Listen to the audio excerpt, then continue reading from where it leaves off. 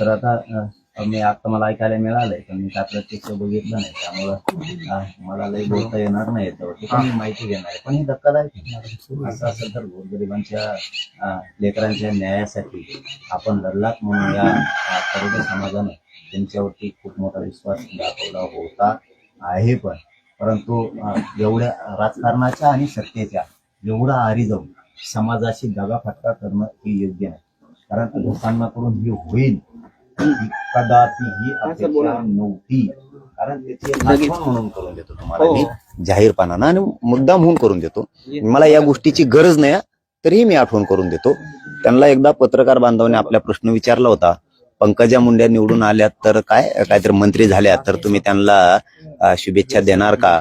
तर ते म्हणले होते अजिबात देणार नाही, जवळ करणार नाही. जे मला पाडायला उठले त्यांना मी शुभेच्छा देणार नाही.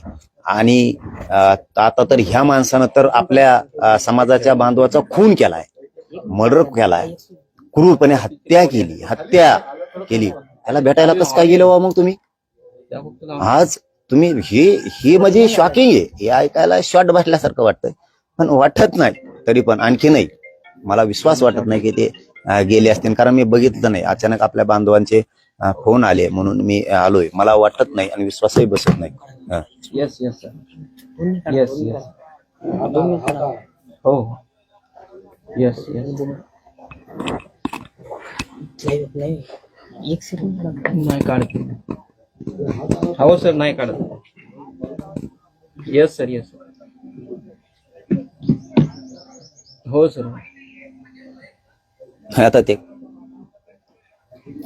आता ताई ते कशासाठी गेले काय गेले आता मला हे आताच खरंच सांगता येणार नाही. पण या राज्यानं खूप विश्वास टाकला. या राज्यातल्या गोरगरिबांनी त्यांना आयकॉन मानायचा सुद्धा प्रयत्न केला होता आणि समाज इतका मानायला लागला होता. आणि मी सुद्धा सांगितलं होतं, जाहीरपणाने सांगतो, मी पण सांगितलं होतं की समाजासाठी लढतोय हा माणूस, अजिबात उघड पडू देऊ नका पोरांनी. पुरे जिल्ह्यातले राज्यातले पोर एका बाजूने उभा राहा, अजिबात ह्या माणसाला उघड पडू द्यायचं नाही, ताकदीने उभा राहायचं. आणि समाजाने काय कमी नव्हतं केलं, समाजाने खूप बहुमतानं निवडून दिलं होतं. माझ्या मतानं ते ज्या पक्षात होते त्या पक्षाचे उपमुख्यमंत्री होते त्यावेळेस इतकी लीड दिली नव्हती, इतक्या गरिबांच्या लेकरांना त्यांना लीड दिली होती. इतकं तुटून काम केलं. 300-325 पोरं ताई अशी आहेत की त्यांनी धस अन्नाचं कधी तोंडही बघितलं नव्हतं. पण ह्या वेळेस तुटून पडून 73 गावं फिरवायचं काम त्या लोकांनी केलं होतं. इतक्या लवकर देशमुखांचा संतोष भायाचा विषय सोडून ते इतक्या लवकर पळ काढतील आणि समाजाला संकटात सोडून जातील. आणि उन्हात पडलेलं देशमुखांचं घर त्याच्यावरती इतक्या लवकर छत्रही धरलेलं जाळून टाकतील, कधीही वाटलं नव्हतं. पण माझ्या तोंडातून एखादा शब्द जाण्याऐवजी मी थोडीशी आधी खात्री करतो ताई या विषयाची की खरंच हे का. पण हे मात्र दुर्दैव आहे. जर खरं असेल तर हे दुर्दैव आहे एका खून केलेल्या माणसानं की त्यांनी खून खंडाने मागायला लावल्या. सगळा समाज, वंजारी समाज सुद्धा विटीस धरला, ओबीसी समाज विटीस धरला, खून बलात्कार करू करू मराठीनेही मारले. त्या व्यक्तींना भेटायला जावंसं वाटतंय. आणि एका पत्रकार बांधवांनी प्रश्न विचारला होता की पंकजा मुंडेला शुभेच्छा द्या. तिला शुभेच्छा देऊ वाटल्या नाहीत तुम्हाला, परंतु एक गुंडाची टोळी चालवणाऱ्याला ज्यांनी सपासप वारं करून लोकांचे मुडदे वाढले अशा व्यक्तींना तुम्ही भेटायला जाताय, हे मात्र महाराष्ट्रासाठी प्रचंड मोठं दुर्दैव आहे. याच्यावरती समाजाने कोणावर विश्वास ठेवायचा. पण हरकत नाही, मनोज जरांगे आहे ना, ज्या दिवशी समाजाला अडचणी पठ्ठ्या इथं बसलेला खंबेर 6 कोटी मराठी आहेत, यांच्या जीवावरती माझा मराठा समाज चालणार नाही. हे राजकारणी त्यांच्या फायद्यापुरते येतात, पण इतका मोठा धोका देऊन जातील, इतका मोठा धोका देवेंद्र फडणवीसने सुद्धा कधी दिला नसत, कधीच कोणत्याच शत्रूनं दिला नसत. इतका मोठा धोका म्हणते त्याला. पण आता मी काय म्हणतो, पुन्हा पुन्हा मी शब्द बोलून जायचो आणि एक खोटं निघावं म्हणून मी पूर्ण माहिती घेतो संध्याकाळपर्यंत. मी अचानक खाली आलोय आणि करतो. आणि जरी भेटले असले तरी त्यांनी समाजासाठी लढावं पुढं आणखीन सुद्धा, ही सुद्धा अपेक्षा त्यांच्याकडून. पण घडलेली घटना असेल खरं तर मात्र मोठं दुर्दैव या समाजाचं. या भोळ्या बाबड्या माझ्या समाजाने विश्वास टाकायचा आणि यांनी मात्र त्याचं काळीच तोडून समाजाचं न्यायचं, असं व्हायला नको. कधी शेवटी ज्यावेळेस छोटे छोटे लेकरं त्यांचं आयुष्य आणि भविष्य तुमच्या हातात दिलंय आणि त्यावेळेस तुम्ही त्याला आगीत फेकताय, जाळात फेकताय आणि तुम्ही राजकारण त्याच्यावरती शिजवताय, ही मात्र मोठी शोकांतिक आहे. कोणत्या राजकीय दबावपोटी जर ह्या गोष्टी घडल्या असतील तर हे राज्याचं दुर्दैव आहे. खूप लोकांना वाटत होतं की हा माणूस महादेव मुंडेसाठी लढतोय, महादेव गीतेसाठी लढतोय, आंधळेंसाठी लढतोय, संतोषभाई देशमुखांसाठी लढतोय, सोमनाथ सूर्यवंशीसाठी लढतोय. एवढ्या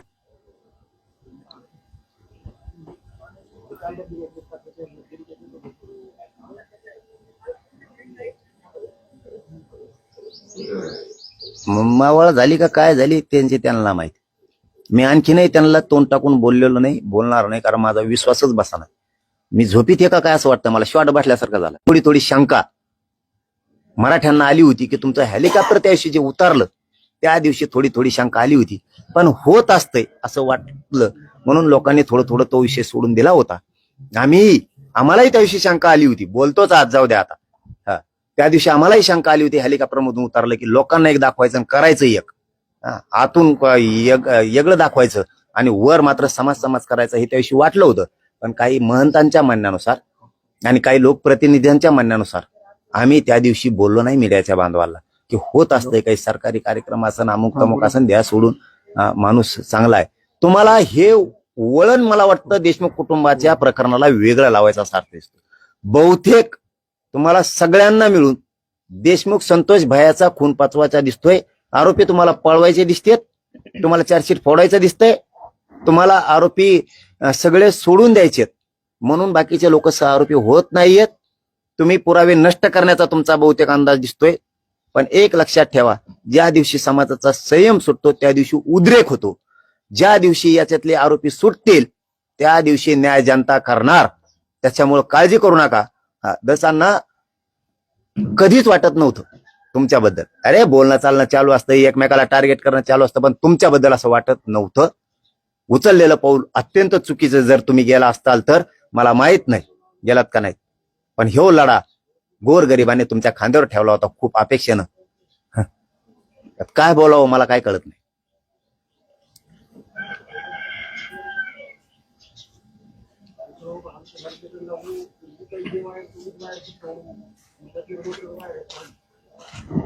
मलाच नाही होत आहे हे, कोणाला कसं पटलं, त्यांनाच कसं पटलं मला काहीच कळना. मला तर हे स्वप्नच वाटतं आणखीन सुद्धा, कारण धस एक कट्टर आणि निर्भीड माणूस होता आहे हे आतापर्यंत आम्ही मानत होतो, पण इतक्या लवकर घुटणे टेकवील हे नव्हतं वाटत आम्हाला. पण टाकला होता, पण हरकत नाही. शेवटी तुम्हाला तुमचं राजकारण चालवायचं दिसतंय, आरोपी सोडून द्यायचे दिसतेत, तुम्हाला पुढचे मरण दिसायला लागलेत, तुम्ही भ्यायला लागलात कोणाला तरी.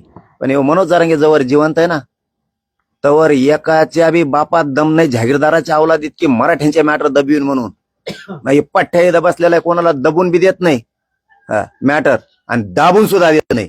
तुम्ही किती तुरम खास आहोत, गल्ल्या गल्ल्यात फिरायचं बंद करतील मराठे ज्या दिवशी आमचा संयम सुटेल त्या दिवशी. पण धसांना एवढा विश्वासघात करायला नकोच होता, कारण लहान विषय नाहीये. या राज्याला काळेमा फासणारं मॅटर झालेलं आहे, क्रूर हत्या झालेली.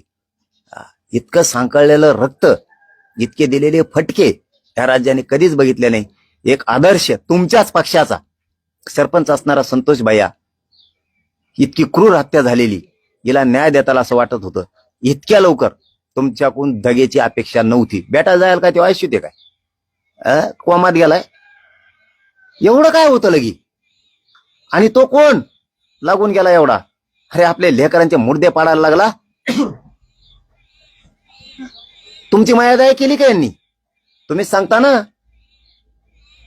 का मायादया करता?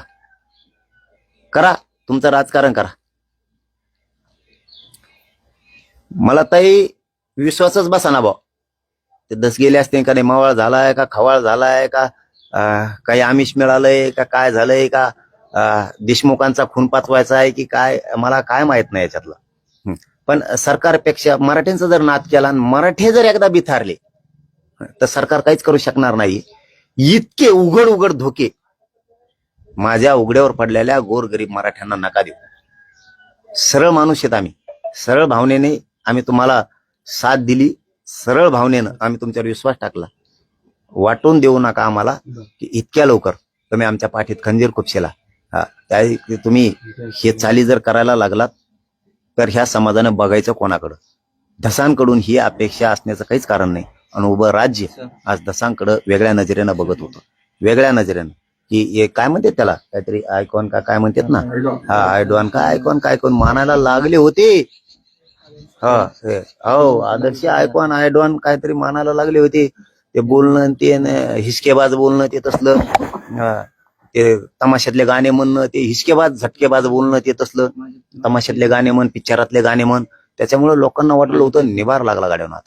पण काहीतरी आतून षडयंत्र शिजलंय असं वाटतंय आता, की बोलणाऱ्यांना दाबवा, हे करा ते करा, आम्ही आहेत तुझ्या मागं, बहुतेक असं काही सांगितलं असेल. मग यांची झाली दिसती धावपळ सुरू. आता मला विश्वास बसाना, बोलावं काय हे कळाना. पण एवढंच सांगेन मी शेवटी, की हे राज्याचं दुर्दैव आहे मराठ्यांचं. ही धक्कादायक बातमी आली आज, धक्कादायक बातमी आहे असं जर असेल तर. पण मराठ्यांच्या लेकराच्या तोंडात तुम्ही दुपारीच माती टाकली, तुम्ही विष पाजलं. जर असं केलं असेल तर जी लाट आहे मुंडेच्या विरोधात, तिचा फायदा तुम्हाला झाला. आज तुम्ही सिद्ध करून दाखवलं की मी गेला असताल तर मी गद्दारच आहे, हे तुम्ही सिद्ध करून दाखवलं असं मला वाटतंय. पण तरीही पुन्हा वाटतंय ते गेलेच नसतील, ते या लढ्यात कायम राहतील, हे लढा लढू लागतील. इतक्या लवकर गद्दाराच्या यादीत ते जातील असं वाटत नाही. कारण शेवटी गोरगरीब मराठ्यांनी त्यांच्यावरती विश्वास टाकला होता आणि त्यांचे लेकरं जाळात फेकून देऊन त्यांना वांग्यासारखं भरीत केल्यासारखं व्हरपळून काढतील.